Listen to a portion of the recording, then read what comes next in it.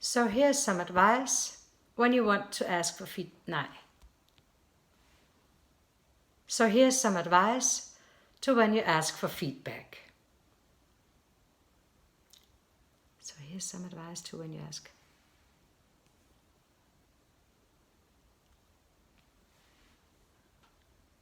So here's some advice to when you ask for feedback.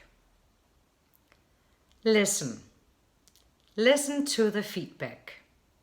Don't agree with it. Don't disagree with it. Don't prove it.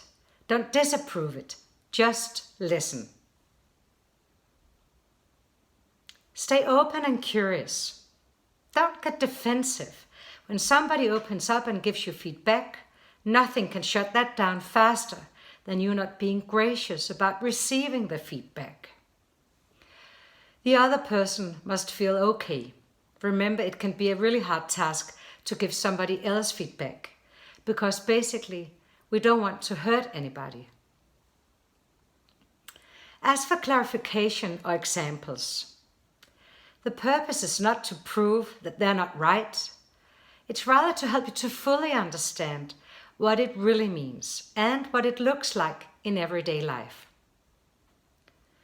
This is important because it's when you get the rich details, it's easier to actually see how the dynamics work.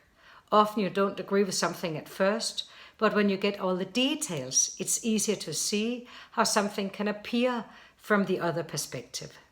And in this way, you both get to know yourself better and get to know the other part better as well as any dynamics around you.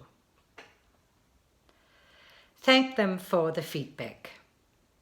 It takes time, energy, consideration, and it might take courage for people to give you feedback. Let them know that you appreciate them sharing it with you, or whatever you can generally say to them. Take the time to consider the feedback. Even if it's feedback which you at first disagree with, think about it and ponder over it. Even when you disagree, there might be a little part of it that can give you an insight, or maybe just an insight on how different the other part experiences things, which can be useful at a later time. Please remember, you're not obligated to act on feedback, but you are obligated to consider it and see if there's something that you want to learn from it. And finally, consider closing the loop with the person that gave you that feedback. This can be in a day or a week to simply say, I have really been thinking about what you said to me and I appreciate it. Or, I have thought about it and here's what I will do differently based on that. So whatever you can authentically and genuinely say about the feedback that they gave you, close the loop so they know that you thought about it and that you will act on it if that's the case.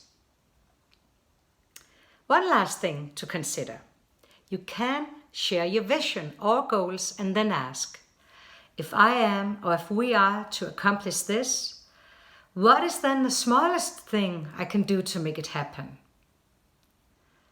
What could I also change to make it happen?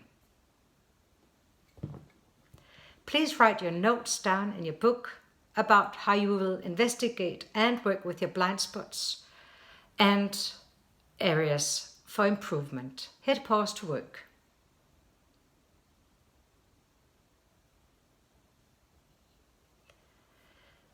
Before we move on to the stories that we tell ourselves and others, I'll wrap this part up with opening up to include how you and your people can work better together.